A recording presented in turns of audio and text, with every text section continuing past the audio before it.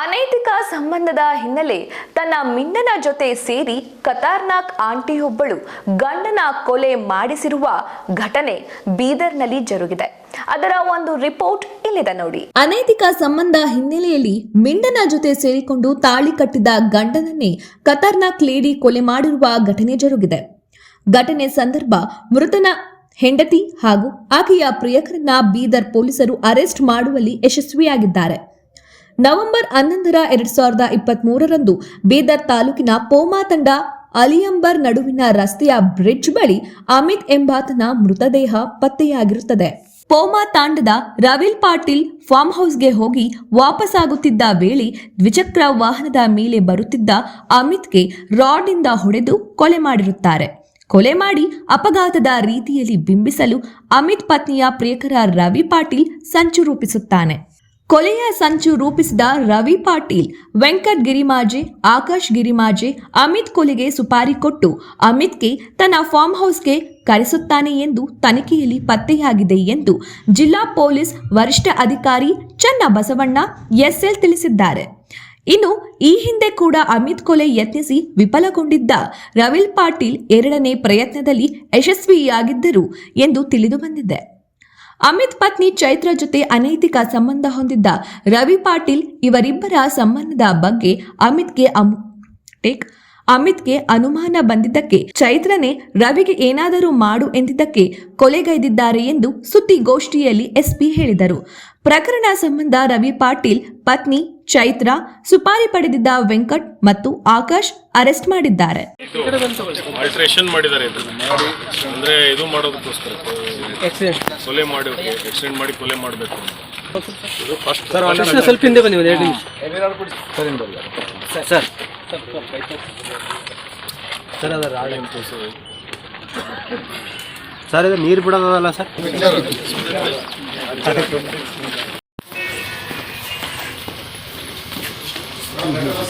ಹಾಂ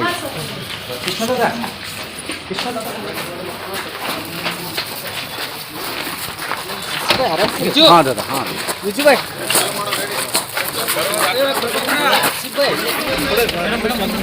ಇದು ಬಂದು ಮೇಡಮ್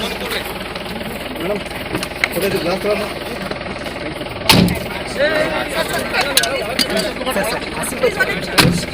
ಹಾಂ ಹಾಂ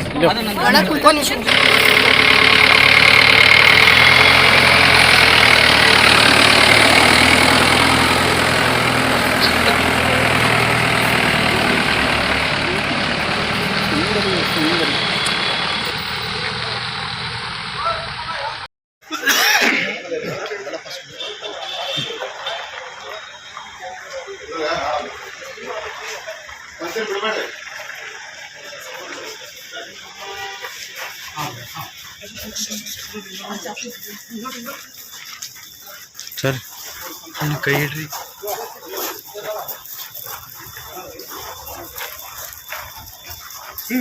ಕೈ ಒಳಗೆ ಹಾಕ್ಬಿಡ್ರ.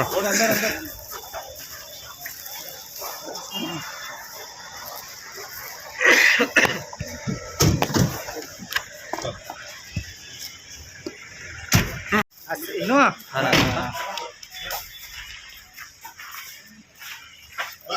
ನಿಮ್ ಗಾಡಿ ಹಿಡಿದಿಲ್ಲ ಆ ಕಡೆ ಬರ್ತೀರ ನಡಿ.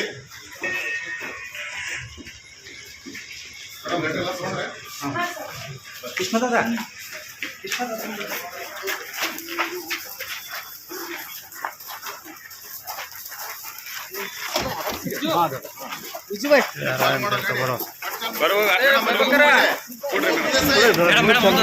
ಇದು ಬಂದ್ ಮುಂದೆ ಕೊಡ್ರಿ ಮೇಡಮ್.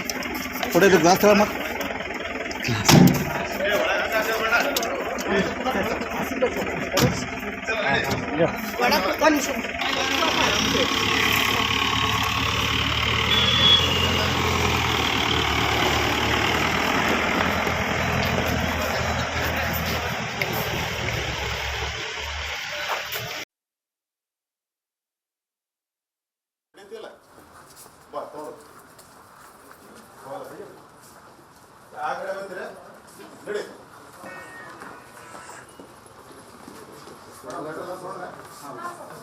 ಕೃಷ್ಣ ದಾದಾ आराम से हाँ दादा हाँ युजू भाई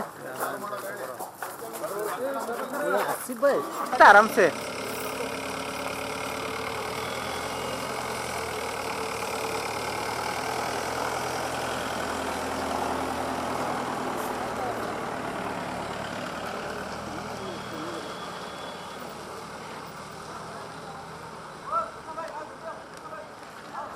कहाँ हीरो अगर हीरो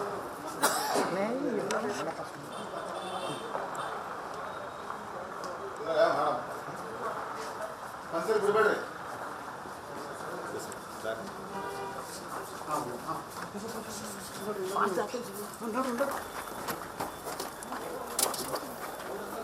ಕೊಡು ಕಲೆಕ್ಟ್ गिलास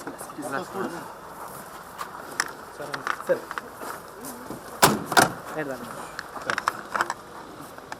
ಒಂದು ನಿಮಿಷ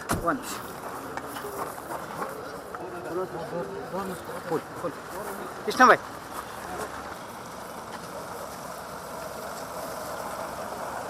ಏನಂತ ಶಿವಶಂಕರ್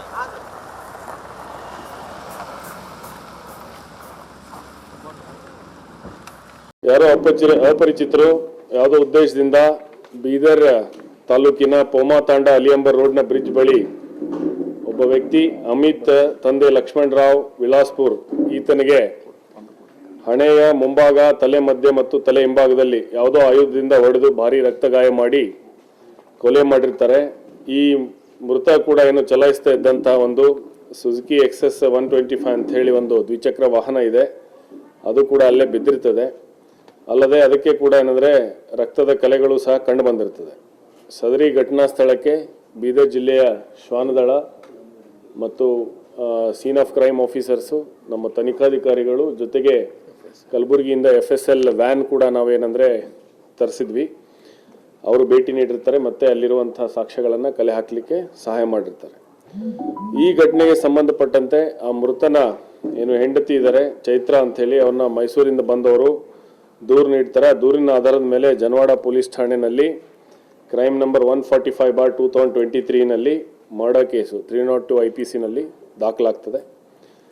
ಈ ಪ್ರಕರಣನ ಗಂಭೀರವಾಗಿ ಪರಿಗಣಿಸಿ ನಾವು ನಮ್ಮ ಅಡಿಷನಲ್ SP ಅವರು ಈ ಕೊಲೆ ಪ್ರಕರಣ ಪತ್ತೆ ಮಾಡಲಿಕ್ಕೆ DSP ಬೀದರ್ ಆದಂಥ ಶ್ರೀ ಶಿವನಗೌಡ ಅವರ ಒಂದು ನೇತೃತ್ವದಲ್ಲಿ ತನಿಖಾಧಿಕಾರಿಗಳಾದಂಥ ಶ್ರೀನಿವಾಸ್ ಅಲ್ಲಾಪುರೆ ಮತ್ತು PSI ರವರಾದಂತಹ ಹುಲಿಯಪ್ಪ ಮತ್ತು ನಮ್ಮ ಸಂತೋಷ್ PSI ಇದ್ದಾರೆ, ಸಿದ್ಲಿಂಗ PSI ಚಿಂತಾಕಿ ಇದ್ದಾರೆ, ಸಿಬ್ಬಂದಿಯವರಾದಂತಹ ವಿಜಯ್ ಕುಮಾರ್, ಅಶೋಕ್, ವಿಷ್ಣು ರೆಡ್ಡಿ, ಸುನೀಲ್, ಸಂಜಪ್ಪ, ಶಿವಕುಮಾರ್, ಜಾರ್ಜ್, ಇಸ್ಮಾಯಿಲ್, ವಿಜಯ್ ಕುಮಾರ್, ಶಾಂತ್ ಕುಮಾರ್, ಅಶೋಕ್ ಕೋಟೆ, ಶಿವಶಂಕರ್, ಪ್ರಭಾಕರ್, ಕೈಲಾಸ್, ಸಚಿನ್, ಅಶೋಕ್ ಎಲ್ಲರ ಒಂದು ತಂಡವನ್ನು ರಚನೆ ಮಾಡಿ ಈ ಆರೋಪಿಯನ್ನು ಪತ್ತೆ ಮಾಡಬೇಕು ಅಂಥೇಳಿ ಅವರಿಗೆ ನಿರ್ದೇಶನ ನೀಡಿದ ಮೇರೆಗೆ ಬಹಳಷ್ಟು ಪರಿಶ್ರಮವನ್ನು ಪಟ್ಟು ವೈಜ್ಞಾನಿಕ ಸಾಕ್ಷ್ಯಗಳನ್ನು ಕಲೆ ಹಾಕಿ ಏನಂದರೆ ಈ ಪ್ರಕರಣವನ್ನು ಪತ್ತೆ ಮಾಡಲು ಯಶಸ್ವಿಯಾಗಿರ್ತಾರೆ.